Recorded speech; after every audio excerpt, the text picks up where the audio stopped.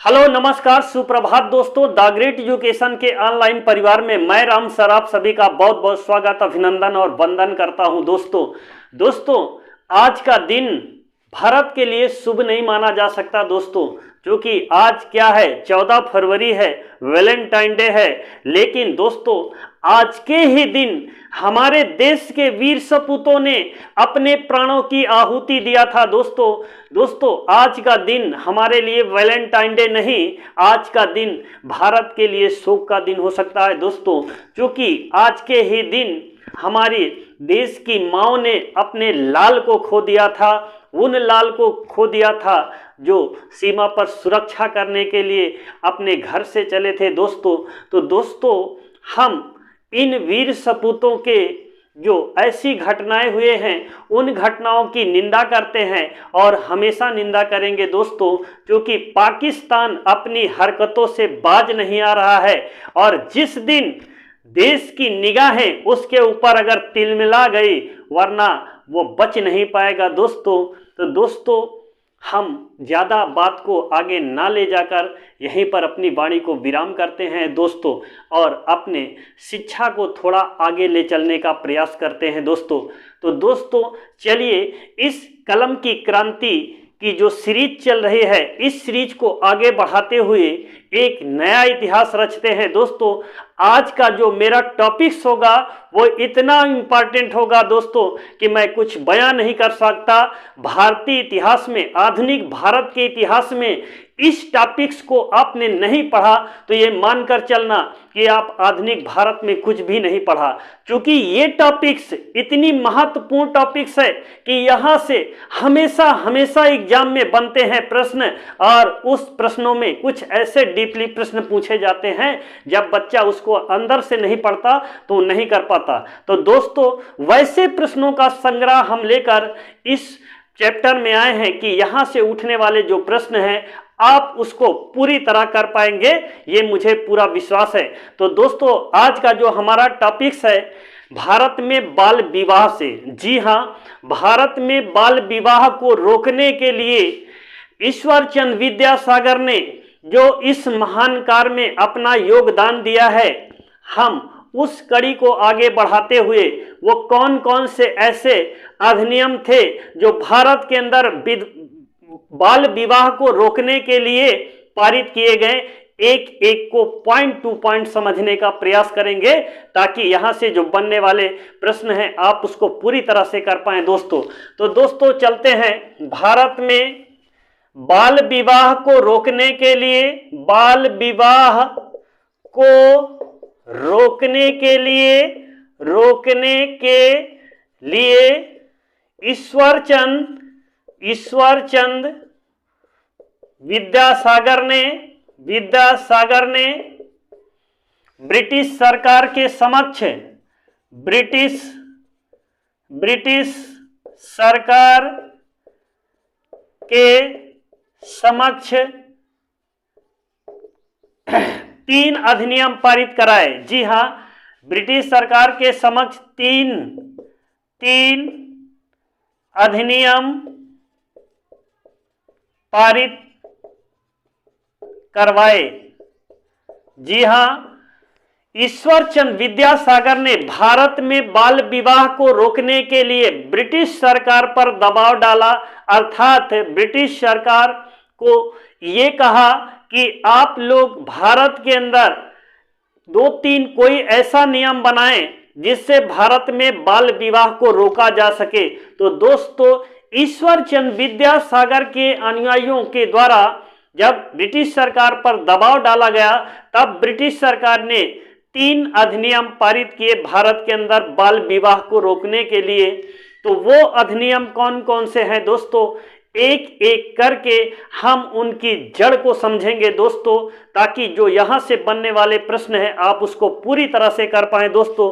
तो दोस्तों जैसा कि हमने बता दिया कि बाल विवाह को रोकने के लिए ईश्वर चंद्र विद्यासागर ने बहुत ही कठोर तपस्या किया, तब जाकर के भारत के अंदर बाल विवाह रोकने में सफल रहे। तो दोस्तों पहले नंबर पे किसका नाम आता है दोस्तों, इसमें 3 प्रकार से इस अधिनियम को रोकने के लिए अर्थात बाल विवाह को रोकने के लिए 3 प्रकार के अधिनियम आए।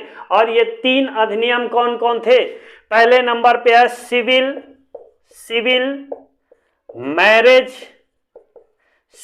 Marriage act. जी हाँ, सिविल मैरिज एक्ट कब आया? 1872 ईस्वी में। जी हाँ, सिविल मैरिज एक्ट कब आया? 1872 ईस्वी में आया। इसमें लड़कियों के लिए न्यूनतम उम्र सीमा, लड़कियों के विवाह के लिए न्यूनतम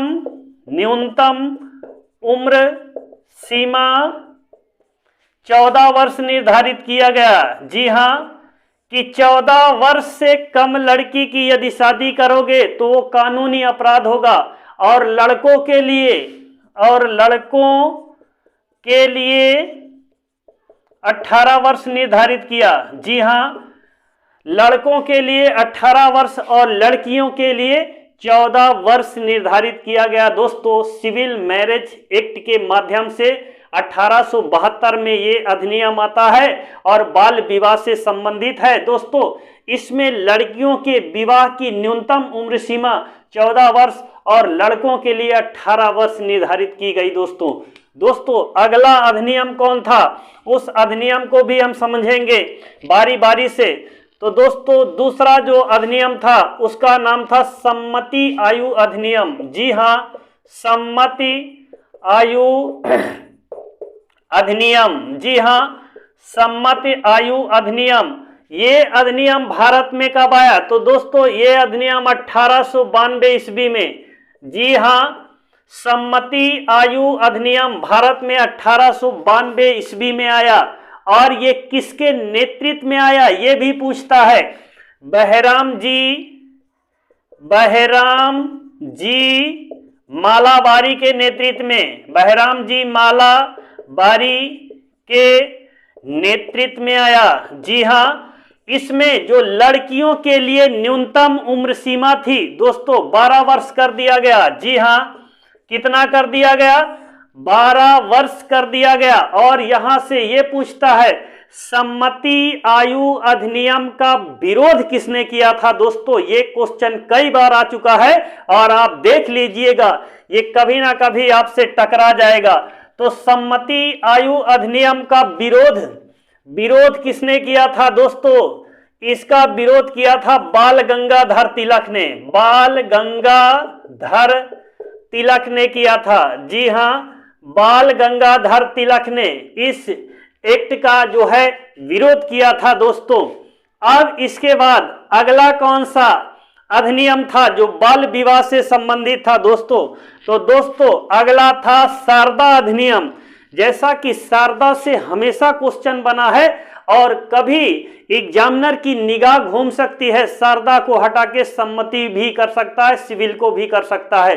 तो दोस्तों अगला कौन सा अधिनियम? तीसरा था, क्या था? शारदा अधिनियम। जी हाँ, शारदा अधिनियम कब आया दोस्तों? इससे ये पूछता है। तो दोस्तों शारदा अधिनियम 1929 में। जी हाँ, 1929 में आया। और किसके नेतृत्व में आया ये भी पूछता है। 1929 ईस्वी में हर विलास शारदा के नेतृत्व में। जी हाँ, हर विलास शारदा के नेतृत्व में आया। और हर विलास शारदा कहाँ के थे? अजमेर के निवासी। जी हाँ, अजमेर के निवासी थे। और इनके नेतृत्व में दोस्तों भारत के अंदर शारदा अधिनियम आया। इसमें लड़कियों के लिए जो विवाह की न्यूनतम उम्र सीमा कितना निर्धारित की गई उसको भी आप देख लीजिए। लड़कियों के लिए लड़कियों के विवाह की उम्र सीमा कितना? 14 वर्ष। तथा लड़कों के लिए 18 वर्ष निर्धारित किया गया। जी हाँ, इस पॉइंट को ध्यान में रखिएगा कि शारदा अधिनियम 1929 में आया, किसके नेतृत्व में? हरविलास शारदा के नेतृत्व में आया। हरविलास शारदा कहाँ के थे? अजमेर के निवासी थे। इसमें लड़कियों के विवाह की जो उम्र सीमा थी 14 वर्ष निर्धारित की गई और लड़कों की जो उम्र सीमा 18 वर्ष निर्धारित की गई दोस्तों। तो दोस्तों उम्मीद करता हूं कि ये वीडियो आपको जरूर पसंद आएगा और दोस्तों इसमें क्या करना है, आपको लाइक शेयर सब्सक्राइब चैनल को जरूर करिए दोस्तों, हमारे हौसले को बढ़ाइए दोस्तों, ताकि हम आपके लिए वो नए नए क्रांतिकारी वीडियो लेकर आए जो आपके एग्जाम में एक धमाल पैदा कर दे दोस्तों। तो दोस्तों चलिए आज की क्लास को यहीं पर विराम करते हैं दोस्तों। जय हिंद, जय भारत।